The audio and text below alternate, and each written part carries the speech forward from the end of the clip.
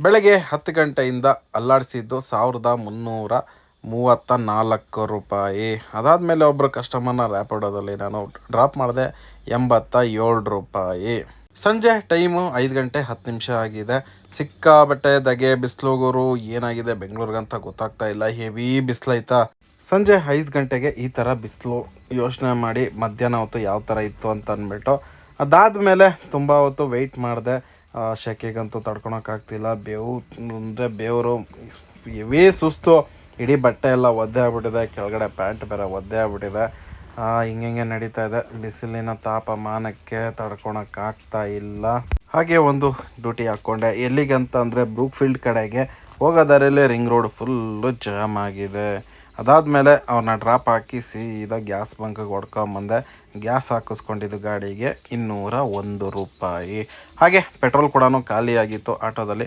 ಆ ಪೆಟ್ರೋಲ್ ಕೂಡ ಫಿಲ್ ಮಾಡಿಸ್ಕೊಂಡೆ. ಇಲ್ಲಾಂದರೆ ಕುಯ್ ಕುಯ್ ಅಂತ ಸೌಂಡ್ ಬರುತ್ತೆ. ಯಾವಾಗಲೂ ಪೆಟ್ರೋಲ್ ಇರಲೇಬೇಕು. ಒಂದು 150-200 ರೂಪಾಯಿ 2 ಲೀಟ್ರಷ್ಟು ಹಿಡಿಸುತ್ತೆ. ಆದರೆ ತುಂಬ ಒಂದೂವರೆ ತಿಂಗಳು ಆಗೋಗಿತ್ತು ನಾನು ಪೆಟ್ರೋಲ್ ಹಾಕಿಸಿ. ನೋಡ್ಬೋದು ಫುಲ್ ಆಲ್ಮೋಸ್ಟ್ ಖಾಲಿ. ನೋಡೋಣ ಎಷ್ಟು ಹಿಡಿಸುತ್ತೆ ಅಂತ ಪೆಟ್ರೋಲು. ಹಾಗೆ ಪೆಟ್ರೋಲ್ ಹಾಕೋ ಹುಡುಗನಿಗೆ ಹೇಳಿದೆ, ಯಾವುದೇ ಕಾರಣಕ್ಕೂ ಚೆಲ್ಲಬೇಡ. ಯಾಕಂದರೆ ಚೆಲ್ಲಿದ್ರೆ ಸುಮ್ಮನೆ ವೇಸ್ಟ್ ಆಗುತ್ತೆ. ಯಾರಿಗೂ ಯೂಸ್ ಇಲ್ಲ, ಗಾಡಿಗೂ ಯೂಸ್ ಇಲ್ಲ, ನನಗೂ ಯೂಸ್ ಇಲ್ಲ, ಯಾವುದೂ ಯೂಸ್ ಇಲ್ಲ ಅಂತ. ಒಟ್ಟು ಹಿಡಿಸಿದ್ದು 145 ರೂಪಾಯಿ.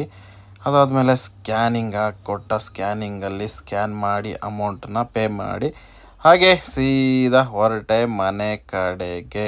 ಒಂದು ಖುಷಿ ವಿಷಯ ಏನಪ್ಪ ಅಂದರೆ ನಮ್ಮ ಮನೆ ಹತ್ರನೇ ಒಂದು ಗ್ಯಾಸ್ ಬಂಕ್ ಓಪನ್ ಆಗಿದೆ. ಪೆಟ್ರೋಲು ಗ್ಯಾಸು ಎರಡೂ ಕೂಡ ಅಷ್ಟು ಕ್ಯೂವಲ್ಲಿ ನಿಂತು ನಾನು ಹಾಕಿಸ್ಕೊಳ್ಳೋಂಥ ಅವಶ್ಯಕತೆ ಬರೋಲ್ಲ. ಅದೇ ನನಗೆ ತುಂಬ ಖುಷಿಯಾದ ವಿಷಯ. ಹಾಗೆ ಡ್ಯೂಟಿಗಳು ಇಲ್ವಾ ಅಂತ ಅಂದರೆ ಡ್ಯೂಟಿಗಳು ಇದ್ದಾವೆ.